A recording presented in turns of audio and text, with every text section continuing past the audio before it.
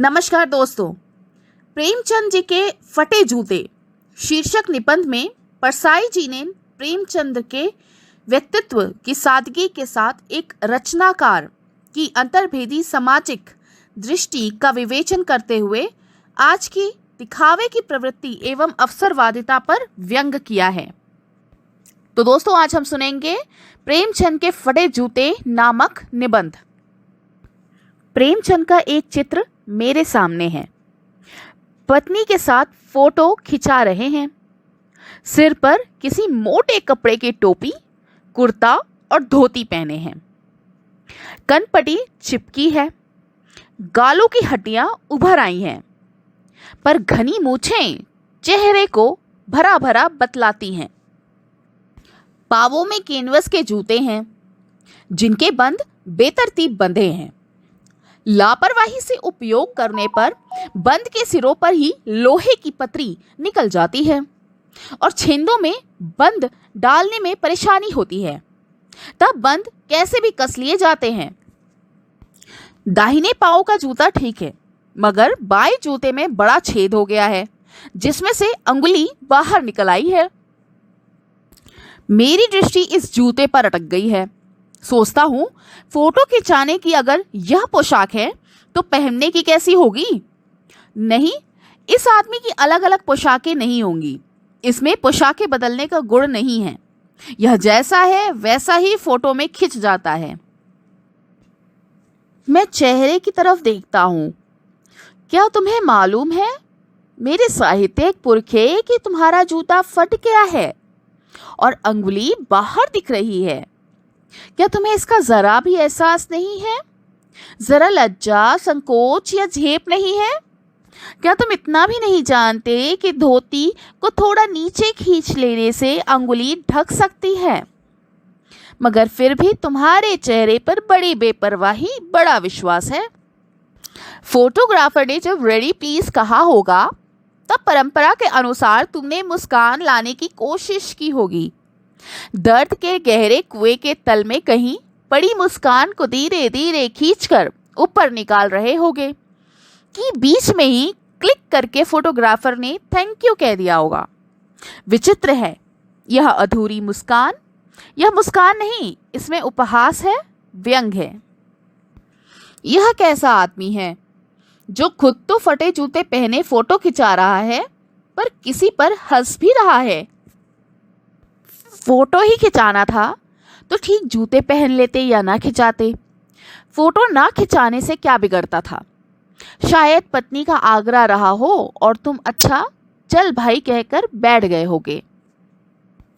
मगर यह कितनी बड़ी ट्रेजेडी है कि आदमी के पास फोटो खिंचाने को भी जूते ना हो। मैं तुम्हारी यह फोटो देखते देखते तुम्हारे क्लेश को अपने भीतर महसूस करके जैसे रो पड़ना चाहता हूँ, मगर तुम्हारी आंखों का यह तीखा दर्द भरा व्यंग मुझे एकदम रोक देता है। तुम फोटो का महत्व नहीं समझते। समझते होते तो किसी से फोटो खिंचाने के लिए जूते मांग लेते। लोग तो मांगे की कोट से वर दिखाई करते हैं और मांगे की मोटर से बारात निकालते हैं। फोटो खिंचाने के लिए तो बीवी तक मांग ली जाती है। तुमसे जूते ही नहीं मांगते बने। तुम फोटो का महत्व नहीं जानते। लोग तो इत्र चिपुड़कर फोटो खिंचाते हैं जिससे फोटो में खुशबू आ जाए। गंदे से गंदे आदमी की फोटो भी खुशबू देती है। टोपियां ठाणे में मिल जाती है और जूते उस जमाने में भी 5 रुपए से कम में क्या मिलते होंगे। जूता हमेशा टोपी से कीमती रहा है। अब तो जूते की कीमत और बढ़ गई है और एक जूते पर 2500 टोपियां न्यौछावर होती हैं। तुम भी जूते और टोपी के अनुपातिक मूल्य के मारे हुए थे। यह विडंबना मुझे इतनी तीव्रता से पहले कभी नहीं चुभी जितनी आज चुभ रही है जब मैं तुम्हारा फटा जूता देख रहा हूँ। तुम महान कथाकार, उपन्यास सम्राट, युग प्रवर्तक, जाने क्या क्या कहलाते थे, मगर फोटो में भी तुम्हारा जूता फटा हुआ है। मेरा जूता भी कोई अच्छा नहीं है। यूं ऊपर से अच्छा दिखता है। अंगुली बाहर नहीं निकलती, पर अंगूठे के नीचे तला फट गया है। अंगूठा जमीन से घिसता है और पैनी मिट्टी पर कभी रगड़ खाकर लहू लुहान भी हो जाता है। पूरा तला गिर जाएगा, पूरा पंजा छिल जाएगा, मगर अंगुली बाहर नहीं दिखेगी। तुम्हारी अंगुली दिखती है पर पाँव सुरक्षित है। मेरी अंगुली ढकी है पर पंजा नीचे घिस रहा है।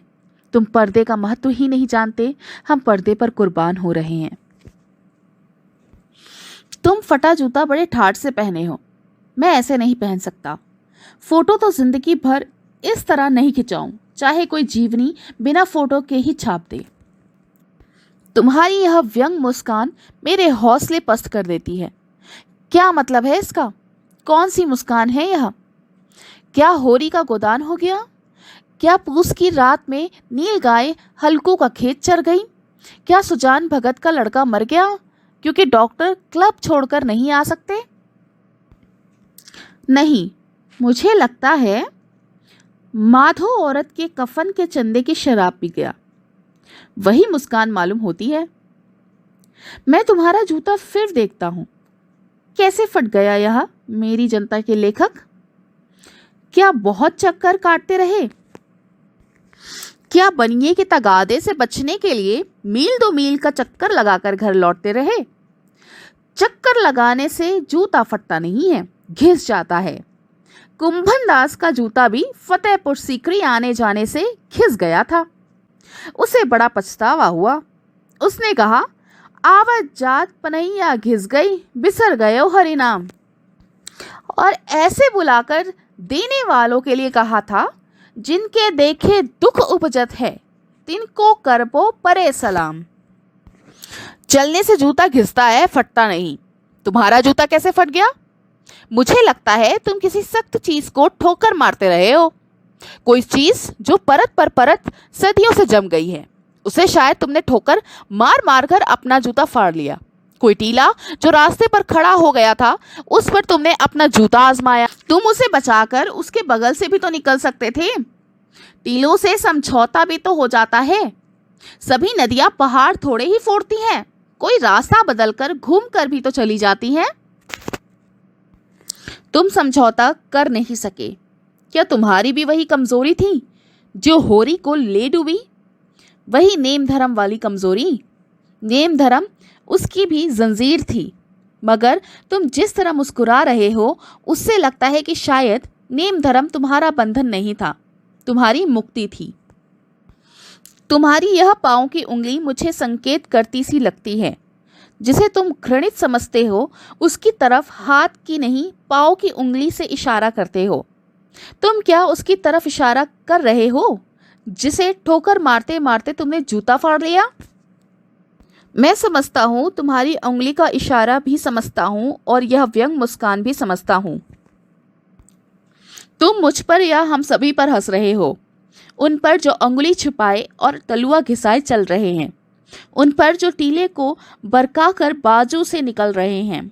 तुम कह रहे हो, मैंने तो ठोकर मार मार कर जूता फाड़ लिया, अंगुली बाहर निकल आई पर पाँव बच रहा और मैं चलता रहा। मगर तुम अंगुली को ढांकने की चिंता में तलवे का नाश कर रहे हो। तुम चलोगे कैसे? मैं समझता हूँ, मैं तुम्हारे फटे जूते की बात समझता हूँ, अंगुली का इशारा समझता हूँ, तुम्हारी व्यंग मुस्कान समझता हूँ।